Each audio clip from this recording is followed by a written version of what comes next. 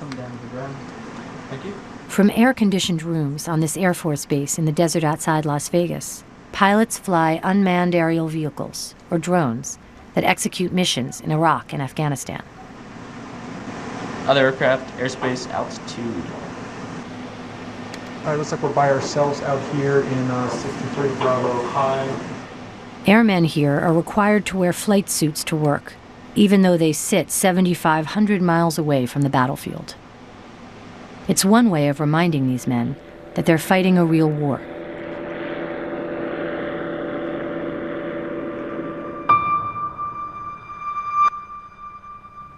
Every so often you have technologies that come along that rewrite the rules of the game. Yet we don't talk about it because it's costless to us. Drones have the capacity to strike with extraordinary precision, and at no cost to American lives.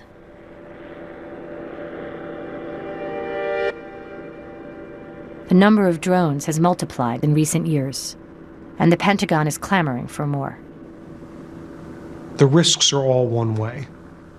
In today's wars right now, the pilot gets to do all the shooting and never gets shot at.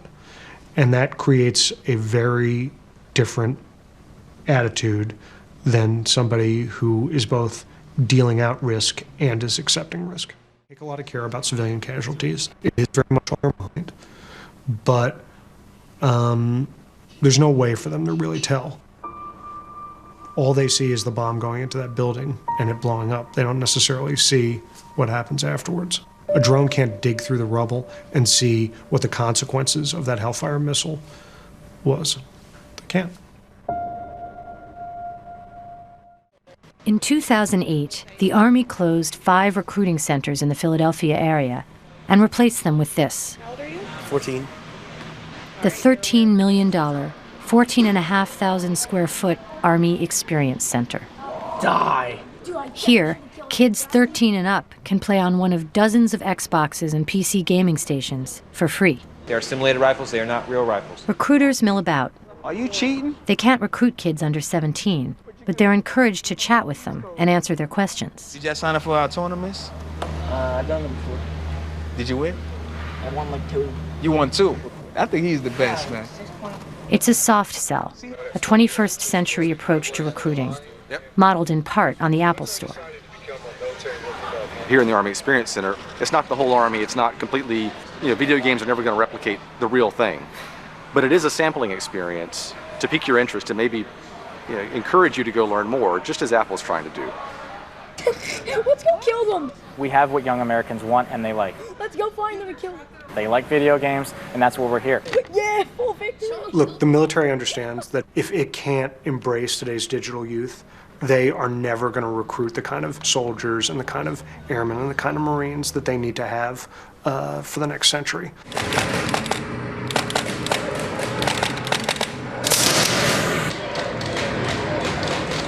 Next to the gaming stations, the Army's built life-size simulators of Humvees and helicopters. Critics say that by placing these intense simulations of war in a recruiting environment, the Army is using the adrenaline rush to encourage kids to join up. Man. I never seen a place like this before, so it caught my attention. I thought it was amazing. I came in for the 2 days to play video games, and I was like, I gotta do something more than just play video games. So I talked to one of the recruiters, signed up for the Army. I left in 2 weeks. Don't regret my decision since. Shame, shame, shame! War is not a game! Protesters accuse the Army of blurring the lines between game and reality, virtual war and real war. I'm a mother of a 13-year-old boy who absolutely loves video games, and I was really shocked that this is a recruitment tool that's being used by the military. I mean, there is no reset button in war. This is your third and final warning. Anybody not you're under arrest. Shut it down! Not a game! Certainly video games are not like warfare. I think most kids are smart enough to understand that. You know, what's going on in Iraq is not virtual reality. We asked some of the kids about that. I really don't get confused. No, it's just all fictional. I killed you. I mean, it's fun, but it's nothing like the real thing. Ooh, no way. You got sniped. How you like it now? It's a video game. Doesn't make anybody want to shoot anybody, I don't think. Never did for me or any of my friends.